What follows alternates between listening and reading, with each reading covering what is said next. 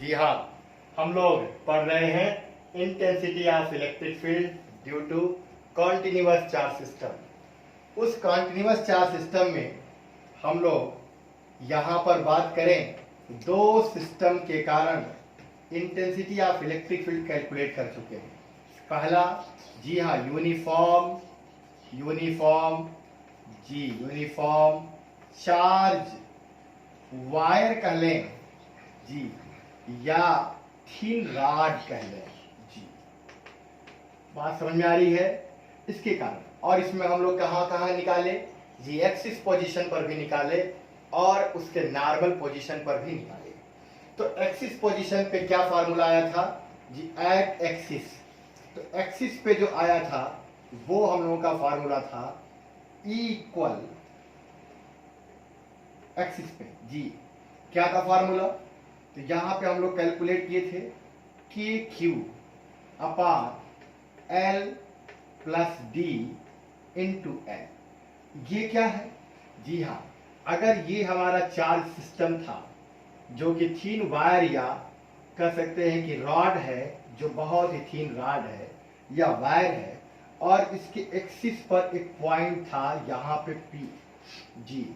Video देख लें, पूरा पूरा डेरिवेट किया गया है। और इसके कह सकते हैं क्या कि जो नियरेस्ट इंड है उससे इस पॉइंट की डिस्टेंस कितनी थी डी, और इस वायर या थिन रॉड की लेंथ कितनी थी यल थी।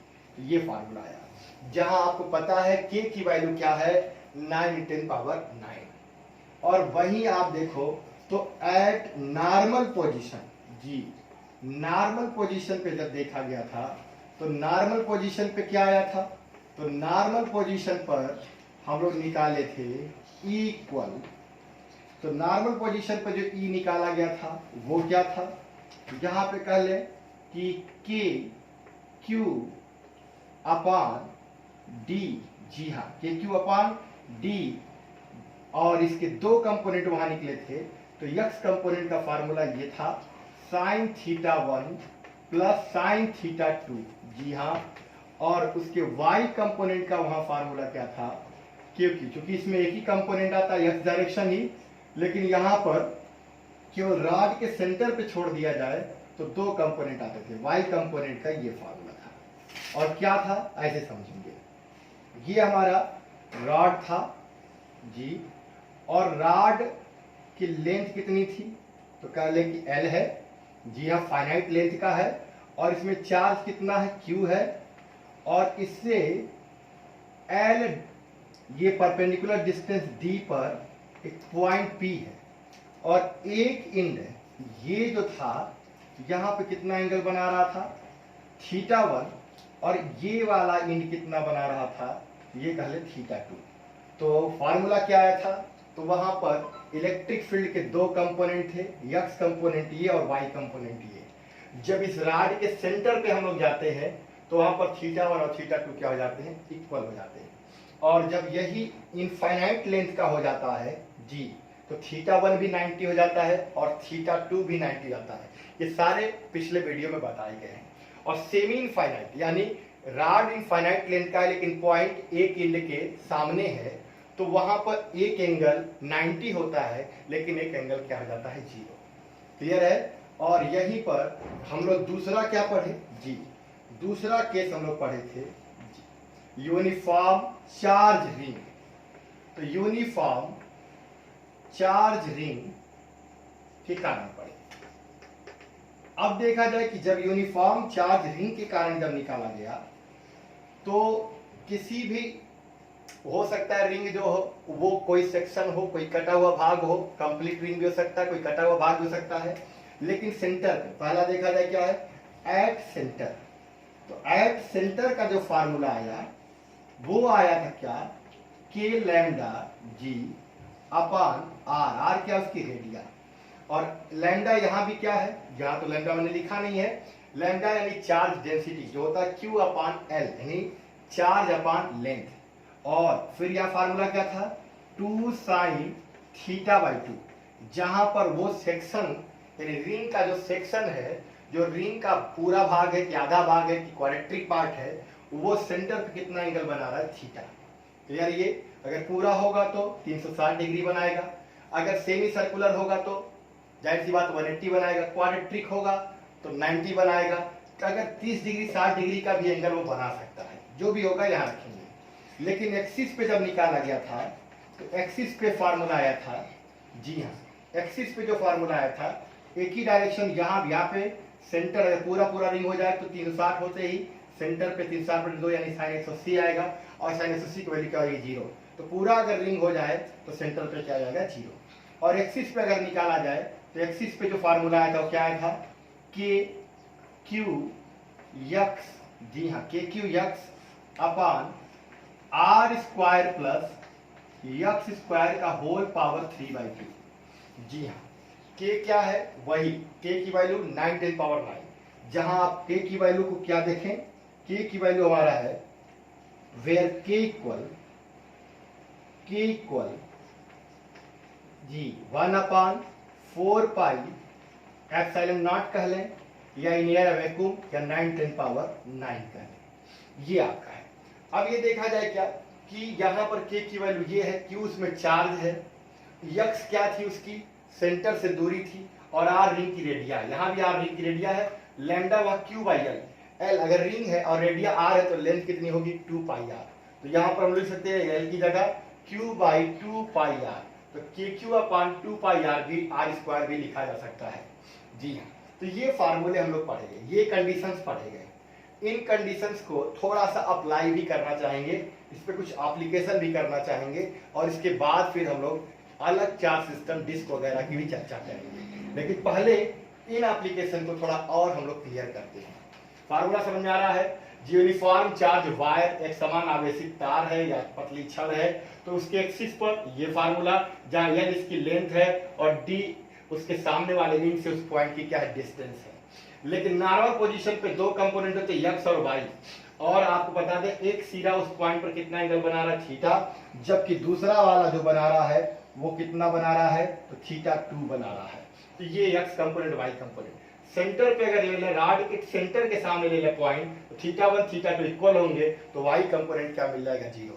और फाइनाइट लेंथ के लिए तो ये हो गया, इनफाइनाइट लेंथ ले लें, बहुत बड़ा लेंथ ले लें, तो थीटा 1 भी 90 और थीटा 2 भी 90, तो फिर ये कंपोनेंट भी क्या हो जाएगा 0।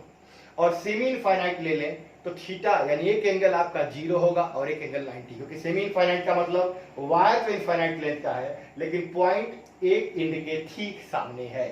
तो ऐसा केस हुआ। रिंग की बात करें, अगर आपके पास ये रिंग है, तो जरूरी नहीं कि रिंग पूरा हो, रिंग का कोई सेक्शन भी हो सकता है जो सेंटर पे कितना एंगल बना रहा होगा, तो कह सकते सेंटर पे वो थीटा एंगल बना रहा है। पूरा रिंग कितना बनाता है 360 डिग्री, सेमी सर्कुलर होगा तो जाहिर सी बात तो 180 डिग्री, क्वाड्रेटिक होगा तो 90 डिग्री। हो सकता है कि कोई छोटा सा इतना पार्ट हो और ये यहाँ पर बना रहा हो 60 डिग्री, जो भी एंगल बनाए तो K lambda by are, lambda यानी charge density Q by L यानी क्यू अपान 2 पाई आर, और 2 साइन जो सेंटर पे एंगल बना रहा होगा यहाँ रखेंगे, और ये थीटा बाई 2 निकल जाएगा। जी हाँ, स्टैंडर्ड फार्मूला है। और इसके एक्सिस पे अगर हम निकालें तो K Q X upon R square plus X square का होल पावर 3/2। और आपको पता है कि एक्सिस वाले पर सेंटर पे तो 0 हो जाता है, लेकिन आप जैसे आगे बढ़ोगे बढ़ता जाएगा, और x इक्वल जब r/√2 होगा तो e मैक्सिमम होगा, और उसके बाद फिर आपका क्या होगा e घटेगा, और इनफाइनाइट पे जाके क्या हो जाता है 0। और x जब r के से बहुत बड़ा हो जाए तो ये पॉइंट चार्ज की तरह बिहेव करेगा, और तब फार्मूला क्या था के क्यू अपान एक्स स्क्वायर। ये सब पुराने वीडियो में है, जरूर पिछला लेक्चर देखें और उसको समझें। आज एप्लीकेशन इन सब पे करते हैं। ओके,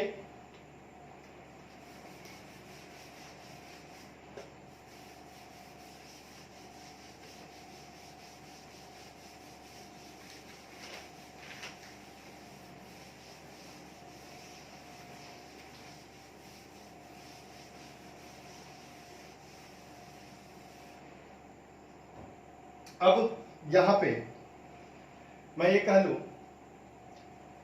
कि इलेक्ट्रिक फील्ड मैक्सिमम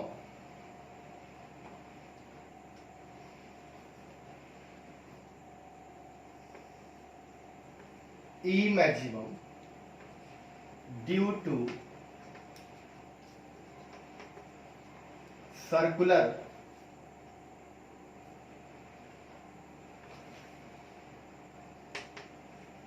या कह लें यूनिफॉर्म रिंग चार्ज।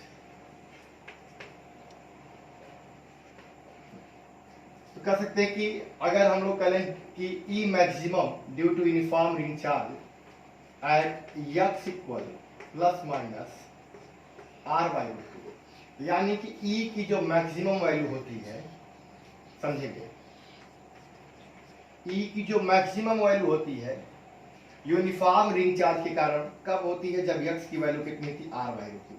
और यहां पर अगर मैं कह लूं ये आपका रिंग है, इसकी रेडिया आर है, यहां पर अगर मैं कह लूं कि ये जो यक्स मिला, ये यक्स जो है ये आर बाई रूट टू के इक्वल है, तो यहां पर ई जो होगा वो ई मैक्सिमम होगा।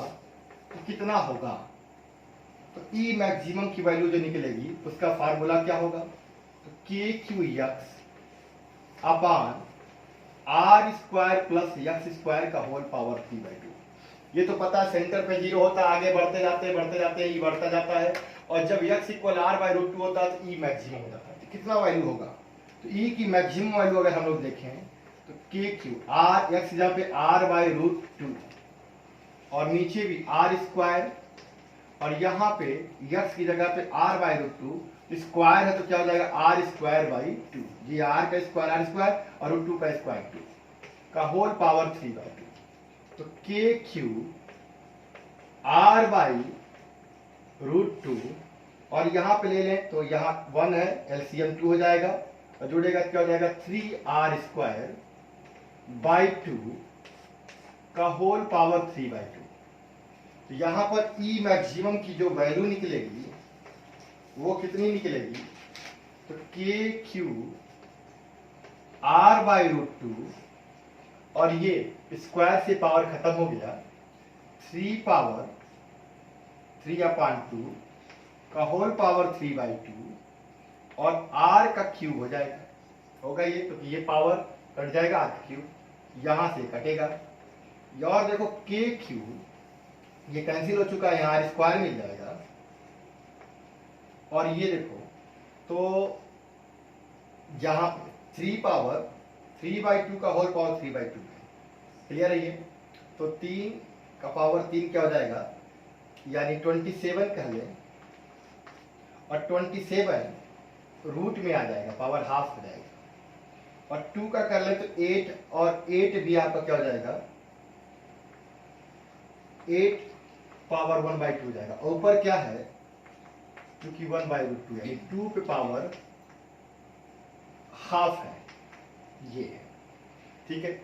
इसको अगर देख ले ई की वैल्यू क्या मिल जाएगी, के क्यू अपान, सॉल्व करना है, बेसिक मैथ है, तो मिल जाएगा क्या आपका, जी हाँ, ये आपका 8 पावर हाफ और 2 पावर हाफ, यहाँ पर 2 पावर 3/2 और 2 पावर, यानी कितना हो जाएगा 2 पावर 2 यानी 4, और ये आपका 27 पावर क्या हो गया हाफ। तो यहाँ कर सकते हैं क्या कि ई की जो मैक्सिमम वैल्यू मिलेगी वो आएगा 4√27 के क्यू अपान, यानी मैं ये कह सकता हूं कि जी एक्स की वैल्यू बढ़ती तो आर ई की वैल्यू बढ़ती है, और जब एक्स की value R by root two हो जाता है तो ई की वैल्यू मैक्सिमम हो जाती है, और मैक्सिमम कितनी होगी, तो एक्स यहाँ पे क्या लिख लें हम लोग आर बाई रूट टू, तो आर बाई रूट टू जब लिखेंगे तो यहाँ भी आर बाई रूट टू, यहाँ लिखेंगे तो स्क्वायर है, एलसीएम ले लेंगे ये आ जाएगा, और ये आपका 3/2 है, जी हाँ, और 3/2 यहाँ पे थोड़ा सा हम लोग देखें, कैलकुलेशन हम लोग का सही होना चाहिए, ये 2 हमारा जो है वो लग रहा है कि कहीं छुटा हुआ है, जी हाँ, तो इसको थोड़ा सा फिर से साफ कर लेते हैं जी।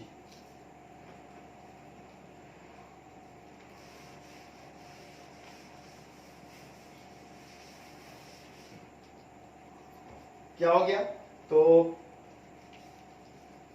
केयरफुली करें, के क्यू आर, और ये 2 पावर हाफ, और ये आपका हो जाएगा 27 पावर हाफ, कहेंगे कैसे, तो 3 का पावर 3 है, 27 हो गया, और ये पावर हाफ, और ये 2 जो है ये ऊपर चला जाएगा, तो हो जाएगा 2 पावर 3/2, यानी 2 पावर 3 का 8 हो जाएगा, और पावर हाफ, तो हो जाएगा 8 पावर हाफ। ओके, अब ये देखा जाए कि ऊपर क्या मिल जाएगा। तो ऊपर ये जो मिलेगा ये नीचे है, तो ये 2 पावर हाफ, ये 2 पावर 3/2, तो ये सब्ट्रैक्ट हो जाएगा और 2 पावर 1 मिल जाएगा। तो 2/√27, ये √27। अब के क्यू बाई क्या मिल जाएगा आर, यानी ई की जो मैक्सिमम वैल्यू होगी वो हो जाएगी इतनी। क्लियर है, ये बात समझ आ रही है। तो सेंटर पर जो इलेक्ट्रिक फील्ड मिलेगा वो कितना मिलेगा, 0। आगे बढ़ेंगे तो इलेक्ट्रिक फील्ड बढ़ता जाएगा बढ़ता जाएगा बढ़ता जाएगा, और जब आप r/√2 पर पहुंचेंगे तो वहां इलेक्ट्रिक फील्ड क्या हो जाएगा, मैक्सिमम।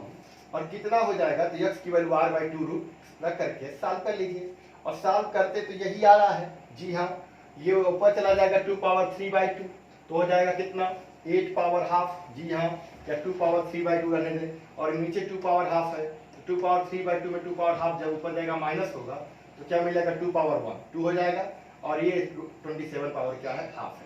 तो ये और के क्या है, 9 पावर 9 कांस्टेंट, क्यू क्या रिंग में चार्ज है, और आर क्या उसकी रेडिया है। क्लियर है ये।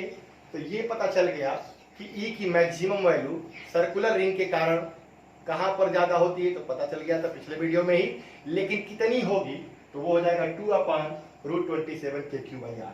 जिधर होगा तो उस डायरेक्शन में होगा, और इधर होगा तो इस डायरेक्शन में होगा। जी हाँ, यानी सेंटर जो है, अगर ये सेंटर है तो यहाँ पर r/√2 पर मैक्सिमम होगा और ये डायरेक्शन होगा, और इधर पॉइंट लेंगे तो यहाँ पे r/√2 पर मैक्सिमम होगा और ये डायरेक्शन होगा। ओके, बात समझ में आ रही है। आगे देखते हैं।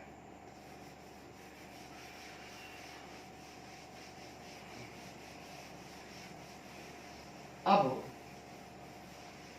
यानी ये देखा जाए कि पूरा अगर रिंग है, ये रिंग है, और रिंग के सेंटर पे अगर हम लोग इलेक्ट्रिक फील्ड निकालते हैं तो आपको पता सिमेट्री है, तो यहां पर ई की वैल्यू क्या हो जाती है, 0। अब मैं आपको बता दूं, सिमेट्रिकल कोई भी चीज रहेगी तो वहां सेंटर पे इलेक्ट्रिक फील्ड 0 होगा। यानी अगर हम इक्वी ट्रायंगुलर बना लें, इक्वी ट्रायंगल हो, ये लेंथ और ये लेंथ, जी, ये भी आपका यल हो, ये भी यल हो और ये भी यल हो, यहां पर भी चार्ज रखा हो, यहां भी चार्ज हो, या पूरे में चार्ज यूनिफॉर्म हो, जैसा भी कर सकते हैं। यानी अगर मैं कहूं केवल कॉर्नर पर चार्ज है, क्यू क्यू क्यू, या ये लेंथ में चार्ज जो है और जो लंबाई है, और ये लेंथ में जो चार्ज या लंबाई है, और ये इस तरह अगर कहें तो इसके सेंटर पे, इसके कारण आएगा इधर की तरफ, और इसके कारण इधर की तरफ आएगा, और इसके कारण इधर की तरफ आएगा। तो ई नेट मिलेगा वो यहां भी 0 होगा। कब अगर ये इक्वी ट्रायंगुलर है या सेमी ट्रायंगल है, तो ये आपका सेंटर होगा और ये रिंग ऐसे बनती जाएगी, और रिंग के सेंटर पे क्या हो जाएगा, 0। या मैं कह लूं, समझेंगे बात को, कि ये लेंथ का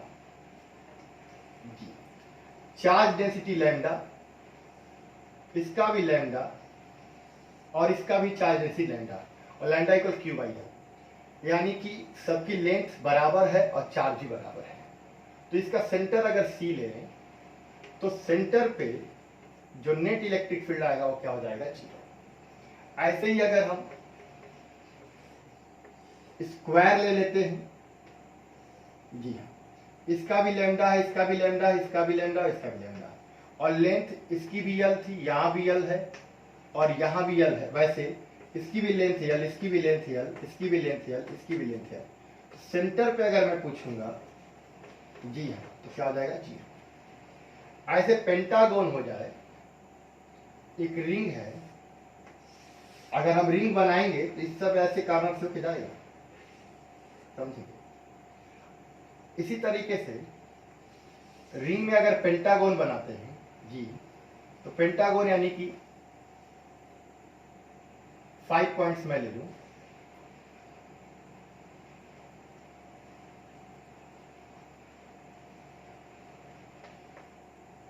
ये आपका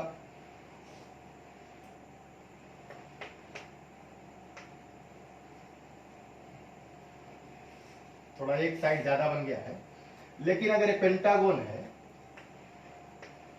और ये सेंटर पे मैं पूछ रहा हूं और इक्विपेंटागन है, यानी कह सकते हैं क्या, जी हाँ, कि इसकी भी लेंथ चार्ज डेंसिटी और इसकी भी लैम्डा एल, इसकी भी लैम्डा एल, इसकी भी लैम्डा एल और इसकी भी लैम्डा एल है, तो सेंटर पे अगर निकालेंगे तो क्या हो जाएगा जी, सेंटर पे जी। ऐसे ही हेक्सागोन भी ले लिया जाए, हेक्सागोन अगर ले लें, हेक्सागोन अगर रेगुलर हेक्सागोन है तो जाहिर सी बात है तो इसके सारे कारण से अगर मिलाएंगे तो एक रिंग बन जाएगा और सेंटर पे क्या मिल जाएगा आपको जी, सेंटर पे मिल जाएगा, सेंटर पे ये सेंटर पे यहां इलेक्ट्रिक फील्ड फिर क्या मिल जाएगा आपका जी। तो पहली बात, कोई भी रेगुलर चाहे आपका ट्रायंगल हो या रेगुलर आपका स्क्वायर हो या कह सकते हैं क्या हो पेंटागोन हो या हेक्सागोन हो, अगर हम बात करेंगे कि सेंटर को उसके कितना आएगा, अगर सारे लेंथ में सारे साइड में, जी हाँ, जितने भी साइड इसमें है सबकी चार्ज डेंसिटी और लेंथ सब सेम है, रेगुलर होगा तो लेंथ सेम होगा ही, चार्ज डेंसिटी भी अगर सेम है तो सेंटर पे क्या मिलने वाला, इलेक्ट्रिक फील्ड जीरो मिलने वाला है। या सभी कार्नर पे मैं कह लूं कि अगर पूरे लेंथ में ना हो या सभी कार्नर पे सेम चार्ज हो, जी हाँ, मैग्नीट्यूड भी सेम हो और उनका नेचर भी सेम हो, तो फिर सेंटर पे कितना मिल जाएगा जी, सभी चार्ज के बीच डिस्टेंस सेम होगा और सभी चार्ज के बीच डिस्टेंस सेम है और नेचर सेम है, तो चाहे रेगुलर हेक्सागोन हो, पेंटागोन हो, हेप्टागोन हो, स्क्वायर हो, ट्रायंगल हो, सेंटर पे क्या मिल जाएगा, जीरो मिल जाएगा। लेकिन अगर इनमें से किसी भी एक पॉइंट पर ट्रायंगल में यहाँ पे नहीं है तो जीरो नहीं मिलेगा, यानी किसी भी एक कॉर्नर पर अगर चार्ज नहीं रखा है तो सेंटर पे इलेक्ट्रिक फील्ड जीरो नहीं मिलेगा। जब सभी कॉर्नर पे चार्ज होगा सेम नेचर का तभी वहाँ इलेक्ट्रिक फील्ड क्या मिलने वाला है, जीरो मिलने वाला है। तो इनको बहुत ज्यादा सॉल्व करने की जरूरत नहीं है, ये माइंड में आप दिमाग में रखते चले। अच्छा, अब अगर मैं कहूं ऐसा क्वेश्चन बना दो,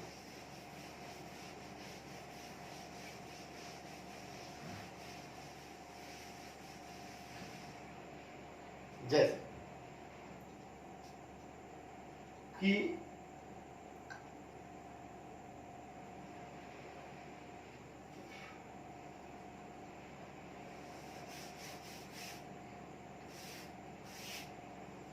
क्वेश्चन ऐसा कि रिंग है, ये जान लीजिए, ये रिंग है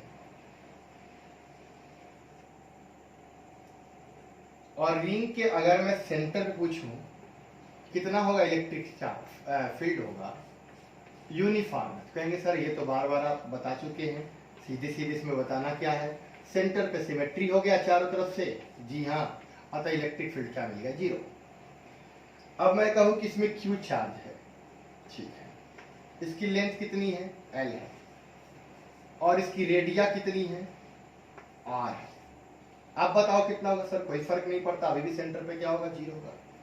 फिर मैं क्या कह रहा हूं कि इसमें क्यू चार्ज है, लेंथ एल है, रेडिया आर है, लेकिन थोड़ा सा यहां पर एक कटा हुआ सेक्शन है, इस कटे हुए सेक्शन की जो थिकनेस है वो टी है और टी जो है वो very very less than R है।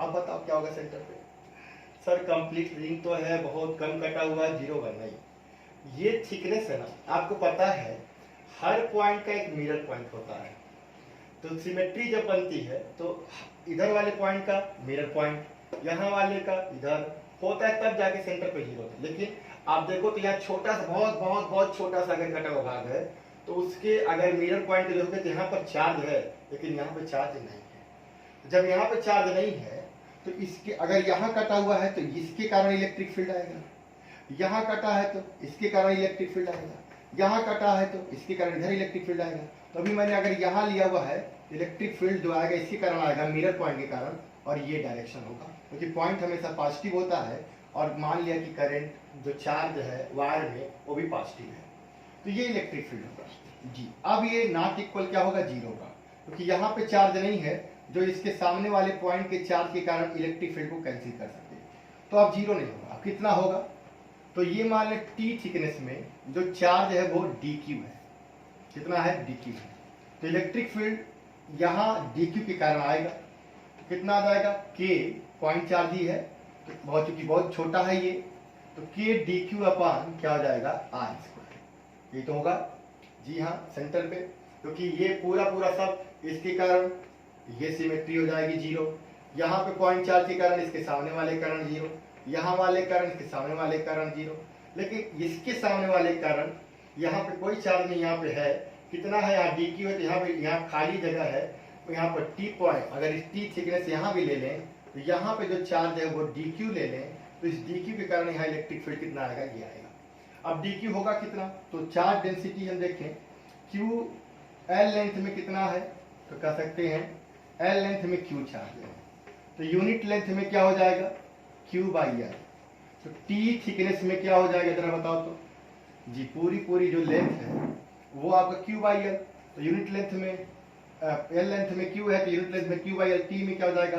क्यू बाई एल इंटू क्या हो जाएगा? टी। और आपको पता है कि यल जो होगा वो क्या होगा? रेडियार है, तो इसकी लेंथ होगी इसके सर्कमफेरेंस के इक्वल, ये हो जाएगा। तो हम कह सकते हैं यही हमारा चार्ज डी क्यू है। क्यों डी क्यू है?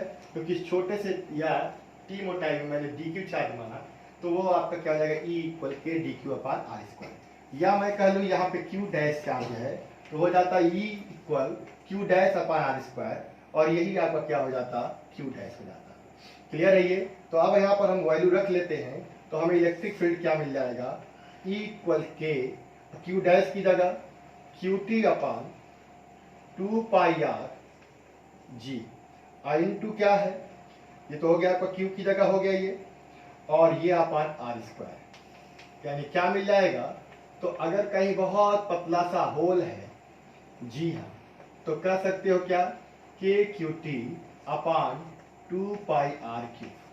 अगर रिंग कंप्लीट रिंग है, जी कंप्लीट रिंग है, तो आप कह सकते हो सेंटर पे जीरो होगा, लेकिन रिंग में अगर कहीं पतला सा भी अगर होल है, कहीं पतला सा भी सेक्शन कटा है, बहुत पतला कटा हुआ है, तो सेंटर पे जीरो नहीं होगा। सेंटर पे तब इलेक्ट्रिक फील्ड उसके ठीक मिरर पॉइंट के चार्ज की वजह से वहाँ इलेक्ट्रिक फील्ड आएगा। और यहाँ कटा तो इसकी वजह से आएगा, यहाँ कटा होता तो इसकी वजह, यहाँ वाले की वजह से आता, यहाँ कटा होता तो इधर वाले की आता, और यहाँ कटा होता तो इधर वाले चार्ज की वजह से आता। और चूंकि पॉजिटिव रिंग में चार्ज है तो पॉइंट पॉजिटिव रिपल्सन आएगा, और रिंग चार्ज नेगेटिव है तो पॉइंट पॉजिटिव अट्रैक्शन आएगा। और कितना होगा? तो K Q T upon 2 pi are Q. उसमें मैं मान लिया कि मिरर पॉइंट पे चार्ज कितना क्यू डैश है, तो इसी कारण इलेक्ट्रिक फील्ड यहाँ कितना आएगा? क्योंकि ये डिस्टेंस आर है, तो K Q dash upon R square. L length में क्यू चार्ज, यूनिट लेंथ में Q by L, T thickness में हो जाएगी Q by L into T.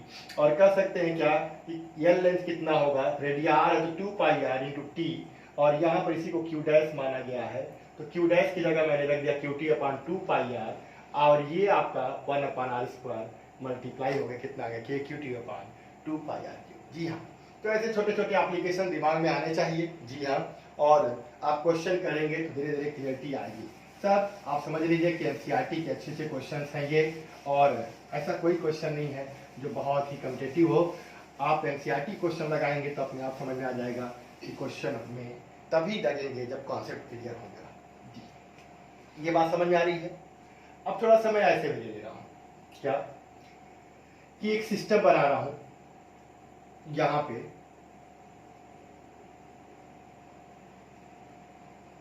ये आपका एक स्क्वायर बना दिया,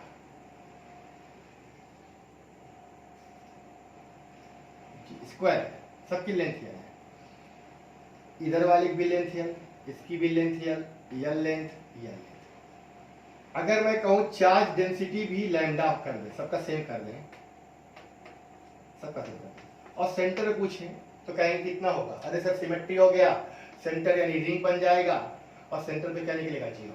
जी, तो अब सेंटर पे जीरो जा रहा है, तो इसलिए मैं क्या कर दे रहा हूं कि यहां पर ये लैम्डा है, तो इसका मैं चार्ज डेंसिटी क्या ले रहा हूं? 2 लैम्डा, और इसका मैं ले रहा हूं कितना?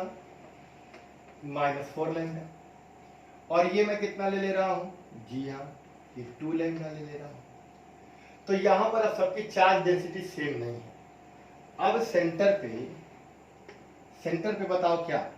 Electric field at centre. ठीक है, हमें ये बताना है। क्लियर है? ये छोटे छोटे एप्लीकेशन आप देखते चलो। तो यहां पर अब देखा जाए तो हमारे पास कितने वायर हैं? स्ट्रेट वायर है ये एक, जी हाँ, थिन गार्ड का ले, स्ट्रेट वायर का ले, 2 3 4, और चारों करंट सेंटर पे। और हमारा फार्मूला क्या होता है?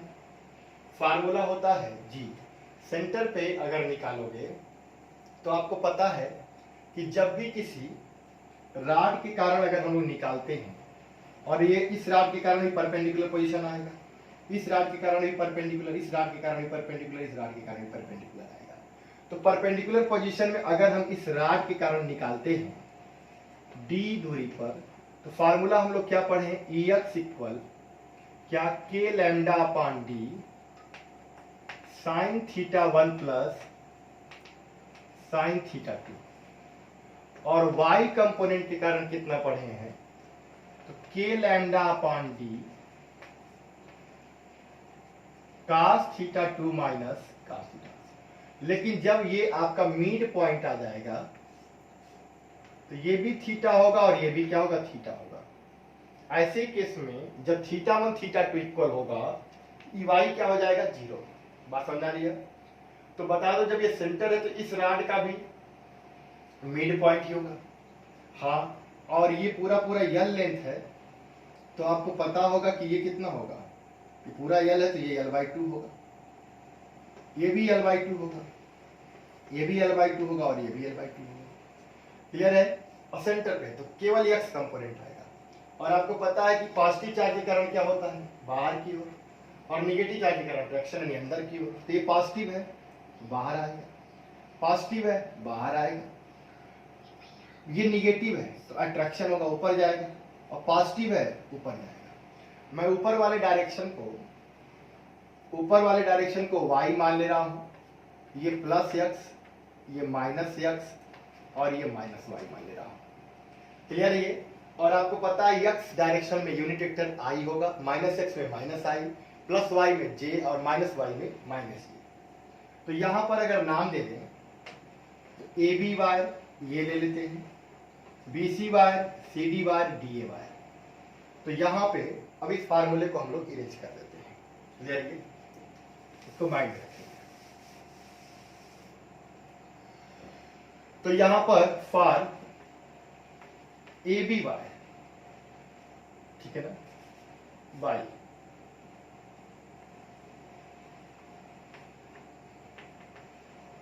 अगर निकालते हैं तो क्या निकलेगा? E1 मान लेते हैं, डायरेक्शन भी ले लेते हैं। तो ये आपका क्या है? क्योंकि AB वायर है, हम C पॉइंट पे निकाल रहे इलेक्ट्रिक फील्ड, तो आपको पता है कि ये इसका सेंटर है तो y कंपोनेंट 0 होगा, और इलेक्ट्रिक फील्ड केवल x कंपोनेंट के बराबर हो जाएगा। और क्या मिलेगा? तो केवल इधर वाले के डायरेक्शन इक्वल होगा। तो क्या मिल जाएगा जब बताओ तो k और लैम्डा, चार्ज डेंसिटी लैम्डा है, परपेंडिकुलर डिस्टेंस d की जगह l/2, और साइन जब ये आपका वायर है AB, और यहां पे l/2 पे आपको निकालना है, तो यहां चूंकि आपको पता है कि ये वाला एंगल कितना होगा, तो ये भी l/2 होगा और ये भी l/2 होगा। तो tan theta equal normal upon base, लंब बटे आधार करके 1 आ जाएगा, थीटा बराबर 45। ये भी 45 होगा और ये भी क्या हो जाएगा? 45 हो जाएगा। तो साइन, जी हाँ, तो जब हम लोग इस पॉइंट पे निकालेंगे तो फार्मूला हमारा क्या था? साइन थीटा 1 l/2 है, पूरा लेंथ l चुकी है, और यहां से यहां तक की लेंथ भी l/2 ही है। तो ये आपका 45, और ये भी क्या है आपका? 45। तो साइन 45 थीटा 1 की जगह, और थीटा 2 की जगह भी साइन 45, और जब सेंटर पे निकालेंगे तो एक कंपोनेंट कास वाला 0 हो जाएगा। और डायरेक्शन क्या आएगा जरा बताओ तो डायरेक्शन इलेक्ट्रिक फील्ड की ये आएगी। तो यहां पर इलेक्ट्रिक फील्ड E1 का ये डायरेक्शन आएगा, यानी x डायरेक्शन है प्लस, तो I कैप ले लें। तो इलेक्ट्रिक फील्ड जो मिला वो मिलेगा के lambda upon L by two, 1/√2 1/√2, तो √2 एलसीएम हो जाएगा, sin 45 के लिए 1/2 2/√2, और ये हो जाएगा आपका, और दो कितना हो जाएगा 4, √2 है, तो आपका मिल जाएगा के लैम्डा 2√2 अपान यल आई डायरेक्शन जी मिलेगा। अगर हम लोग ऐसे ही निकालेंगे ड्यू टू BC वायर, तो BC वायर हमारा यही है, ये है, और फिर वही निकाल रहे हैं, तो जाहिर सी बात ये L है और ये 2 लैम्डा है, तो ये इलेक्ट्रिक फील्ड का डायरेक्शन आएगा, और ये डायरेक्शन हमने क्या माना हुआ है y, तो y यानी प्लस जे ले लेंगे, तो कितना आ जाएगा जरा देखो, तो फिर वही यहाँ 45 45, तो क्या होता है के लैम्डा, लैम्डा की जगह 2 लैम्डा अपान यल बाई 2 ही रहेगा, क्योंकि सेंटर ये दूरी यल बाई 2 ही आएगी, तो यल बाई 2, और यहाँ पे sin 45 यानी 2/√2, और डायरेक्शन क्या होगा जे के, तो यहाँ पे सॉल्व कर लेते हैं जी, 2 दूना 4 दूना 8, ठीक है, और √2 है, तो हो जाएगा 4√2, कितना हो जाएगा के लैम्डा अपान यल 4√2, डायरेक्शन क्या होगा जे का। ऐसे अगर हम लोग CD वायर के कारण निकालते हैं ड्यू टू CD वायर, तो CD वायर हमारा ऐसा है, ये आपका कौन सा था BC वायर, और CD वायर हमारा ऐसा है, पॉइंट इधर है, सेंटर पर ही है, और तो हम लोग कह सकते कि ये एंगल भी 45 होगा और ये भी 45 होगा, और ये L/2 ही है, तो मिलेगा क्या, और ये प्लस है, तो इधर इलेक्ट्रिक फील्ड मिलेगा E3 मान लें, तो E3 जो होगा वो -x में आ जाएगा, और होगा क्या, तो K 2 lambda upon L by 2, sin 45 यानी 2 अपान √2, और डायरेक्शन होगा -I, इसको सॉल्व कर लेते हैं हम लोग, तो क्या मिल जाएगा 2 दूना 4 दूना 8, और √2 है, तो 4√2 मिल जाएगा, क्या मिल जाएगा जी हाँ, यहाँ पे ध्यान देंगे, रिलीज कर देते हैं, तो के लैम्डा अपान L 4√2, लेकिन डायरेक्शन क्या होगा -I। इसी तरीके से हम लोग अब इस वायर के कारण निकालते हैं DA वायर या AD वायर के कारण, तो ड्यू टू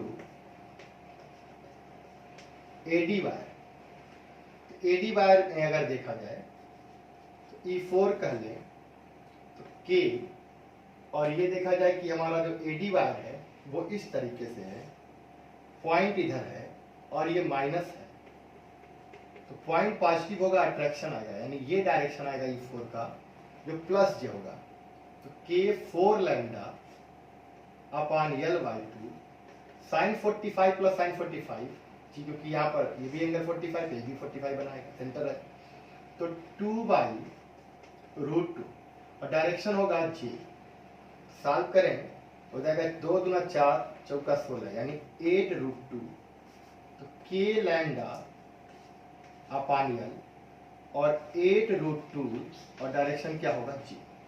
तो ये दिख रहा है क्या कि आपका जो वायर है वो ये वायर है AB, और AB वायर के कारण यहां पर इलेक्ट्रिक फील्ड ये आया, ये डायरेक्शन में आया, वैल्यू के लैम्डा बाई L 2√2I, इस वायर के कारण ये भी प्लस है, पॉइंट पॉजिटिव होता है, ये E2 का डायरेक्शन आया है, और E2 आया कितना के लैम्डा बाई L 4√2J, और इस वायर के कारण ये भी पॉजिटिव है, तो यहाँ पर ये डायरेक्शन आएगा E3, और कितना आएगा E3 आया है, तो आया है के lambda by L 4√2 -I direction जी, -x में, और ये वाला आपका माइनस है, पॉइंट पॉजिटिव होता है, तो ये आपका E4 आया जो प्लस y में जाएगा, और कितना आ गया, तो ये आपका आ गया के लैम्डा बाई L 8√2J। तो यहाँ पर 4 इलेक्ट्रिक फील्ड नहीं होंगे, एक ही होगा, और वो ई नेट कितना होगा, तो ई नेट के लिए हम लोग क्या करें, चारों को वेक्टर मेथड से जोड़ लेते हैं। अब हम चारों को जोड़ते हैं तो सेंटर पे जो आएगा electric field, vector E1, vector E2, vector E3 और वेक्टर E4, चारों को जोड़ने पे आएगा तो एक कितना आ जा रहा देखो तो K lambda 2√2 G upon L I, clear ये।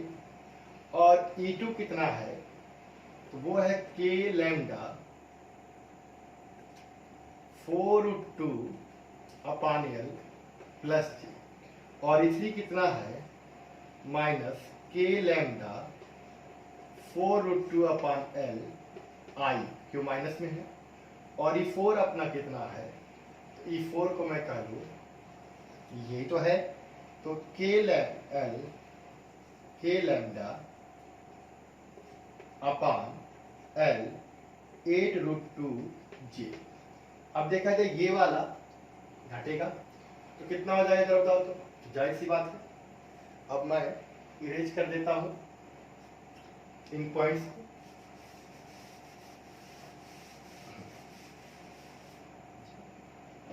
तो यहां पर I वाला I से घटाएंगे और J वाला J से जोड़ेंगे, घटाएंगे जैसा साइन होगा। के लैम्डा, तो E नेट निकल रहा है इलेक्ट्रिक फील्ड, के लैम्डा बाई L कॉमन है, और कॉमन यहाँ पे है √2 भी, तो आएगा क्या 2 - 4 I डायरेक्शन, ओके। और J वाला ऐड हो जाएगा, के लैम्डा बाई L कॉमन है और 4√2 भी कॉमन है, तो यहाँ पे 1 मिलेगा और यहाँ पे 2 मिलेगा, 1 + 2, ठीक है, सही है। अब यहाँ देखा जाए कि क्या हो जाएगा, के लैम्डा यहाँ घटाएंगे तो -2 मिलेगा, तो मिल गया यहाँ पे के lambda 2√2 upon L minus I direction, और ये मिल गया आपको के लैम्डा बाई L 2 1 3 चौका 12, और डायरेक्शन क्या होगा ये J। तो ये हमारा नेट इलेक्ट्रिक फील्ड आ गया यहाँ पर सेंटर पे। और आपको मैग्नीट्यूड अगर निकालना हो तो आपको पता है रूट में I के गुणांक का वर्ग धन J गुणांक का, जी हाँ, square of coefficient I plus square of coefficient J root में, किसमें, रूट में, क्लियर है। ये इस तरह से निकाल लेंगे क्या हम लोग नेट इलेक्ट्रिक फील्ड। ये ऐसे क्वेश्चंस बनाए जाते हैं, बात समझ में आ रही है। और भी करते हैं, क्लियर होगा, धीरे धीरे आप वीडियो को रिवर्स करके देख लेंगे तो आपको समझ में आ जाएगा। नहीं समझ में आता फिर कमेंट करिए, फिर आपके लिए क्वेश्चन आपको समझा दिया जाएगा। नेक्स्ट एक्सरसाइज में ले रहा हूं कुछ ऐसा कि अब इसमें देखें वायर है ये, और वायर में ले रहा हूं इनफाइनाइट लेंथ जी, एक सामने इस बीच के वायर ले रहा हूं इनफाइनाइट लेंथ का,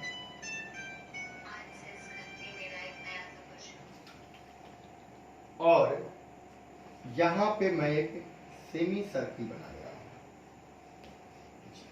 सेमी सर्किल, और इस सेमी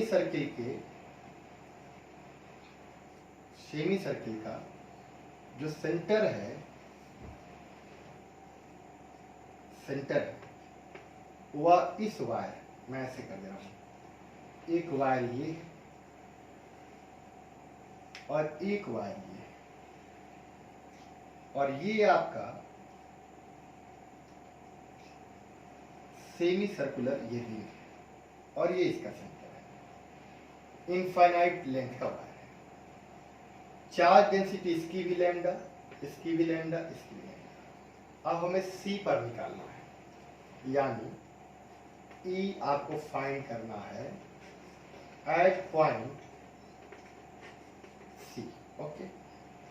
अब हमें C पर इलेक्ट्रिक फील्ड की इंटेंसिटी कैलकुलेट करनी है। इसके लिए हम लोग देखें तो इसमें 3 हमारे सेगमेंट हैं, एक यह इनफाइनाइट लेंथ का वायर, दूसरा ये इनफाइनाइट लेंथ का वायर, और ये हमारा जो है वो सेमी सर्कुलर रिंग है। क्या है? सेमी सर्कुलर रिंग है। तो सेमी सर्कुलर रिंग है, ये आपका, ये फर्स्ट, सेकेंड और ये थर्ड। क्लियर है ये? अब हम लोग निकाले अगर, तो यहां पर 3 कारण से इलेक्ट्रिक फील्ड आएगा। तो अलग अलग करके देखते हैं जी। तो कह सकते हैं क्या, इलेक्ट्रिक फील्ड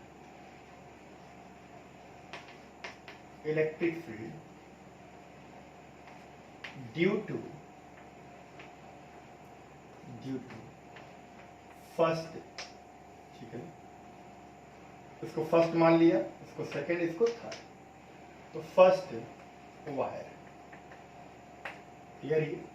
तो ये देखा जाए जो फर्स्ट वायर है वह इनफाइनाइट लेंथ का है, लेकिन पॉइंट जो है जहां पे कैलकुलेट करना इलेक्ट्रिक फील्ड, समझेंगे?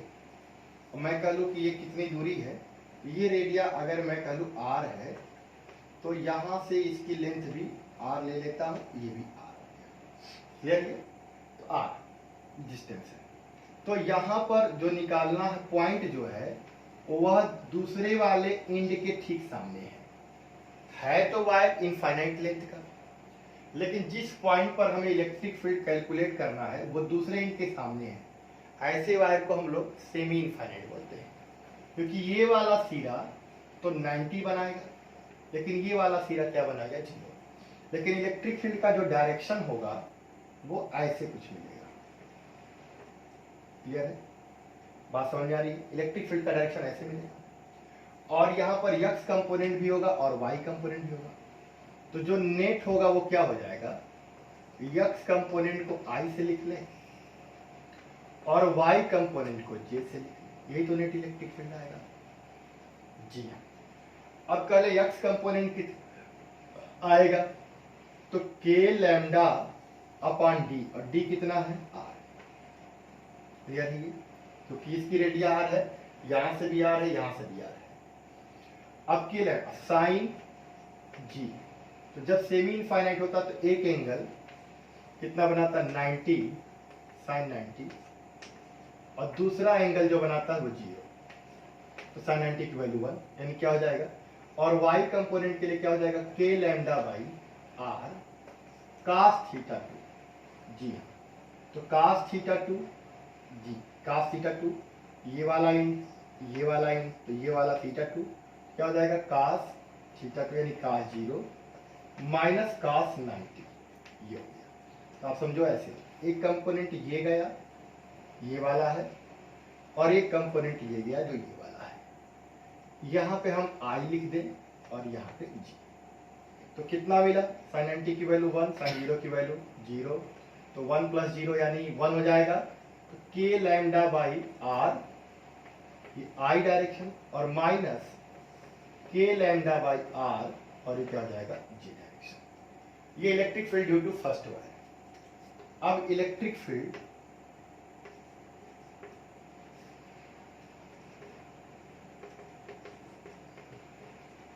ड्यू टू सेकेंड वायर के कारण अगर निकालें तो वो क्या आ जाएगा, जरा देखो तो, सेम यही केस समझिएगा। ये हमारा वायर है, ऊपर इनफाइनाइट लेंथ है, इधर बना लेते हैं, ये है। अब पॉइंट ठीक इसके सामने है। तो जब भी इनफाइनाइट लेंथ का वायर हो, लेकिन जहां पर इलेक्ट्रिक फील्ड कैलकुलेट करना हो किसी एक एंड के सामने हो, तो भी सेमी इनफाइनाइट हो गया। तो यहां पर अगर निकालेंगे तो इलेक्ट्रिक फील्ड का ये डायरेक्शन जाएगा, ये E2 मान लें, जिसका एक कंपोनेंट माइनस एक्स में जा रहा है और एक कंपोनेंट माइनस वाई में जा रहा है। तो E जो होता है वो आपको क्या आ जाएगा, सेम वही EXI प्लस EYJ, और x निकालने के लिए ये formula sin theta 1 sin theta 2, और y वाले के लिए cos theta 2 minus cos theta 1। और सेमी इनफाइनाइट है तो एक एंगल 90, एक एंगल 0, तो k लैम्डा बाई r तो रहेगा ही रहेगा, साइन 90 प्लस साइन 0 और माइनस साइन, और ये k lambda by r cos theta 2 यानी कितना हो गया, cos 90 प्लस ले लेते हैं माइनस कास जीरो, डायरेक्शन क्या हो जाएगा जे, तो मिलेगा के लैम्डा बाई आर आई, तो ये एक और ये जीरो तो माइनस आई, और ये minus k lambda by r जे, ये मिल गया ई दूसरे वाले का एट पॉइंट सी। और इस रिंग वाले के कारण कितना मिलेगा, जी हाँ समझेंगे, सारे फार्मूले एक साथ यूज हो जा रहे हैं, यही तो है कि आप फार्मूले को यूज करना सीख ले। तो फार्मूला क्या होता था जरा बताओ तो K lambda by R 2 sine theta by 2, जी हाँ, यहाँ पर इलेक्ट्रिक फील्ड जो आएगा वो आपका ये आता था नेट इलेक्ट्रिक फील्ड, क्लियर है ये, के lambda by R 2 sine theta by 2, और डायरेक्शन क्या आता है ये, तो ये आ जाएगा प्लस जी, ये प्लस जी है। अब यहाँ पे थीटा की मैं सीधे लिख दे रहा हूँ, क्योंकि आधा ये सेमी सर्कुलर है तो यहाँ पर एंगल 180, और 180 का क्या हो जाएगा आधा 90, और sin 90 की वैल्यू 1 2 के लैम्डा बाई आर, और ये जी डायरेक्शन। तो ये इस सेगमेंट के कारण इलेक्ट्रिक फील्ड ये मिला, इस सेगमेंट के कारण इलेक्ट्रिक फील्ड यहाँ पर ये मिला, और इस सेगमेंट के कारण इलेक्ट्रिक फील्ड ये मिला, क्लियर है। तो नेट इलेक्ट्रिक फील्ड क्या होगा, तीनों को ऐड कर लेते हैं, क्लियर ये। तो जो नेट इलेक्ट्रिक फील्ड आएगा ध्यान देंगे, ई नेट जो आएगा वो आपका वेक्टर फॉर्म में ऐड करते हैं, वेक्टर E1, वेक्टर E2 और वेक्टर E3। अब ये देखो कि जी हाँ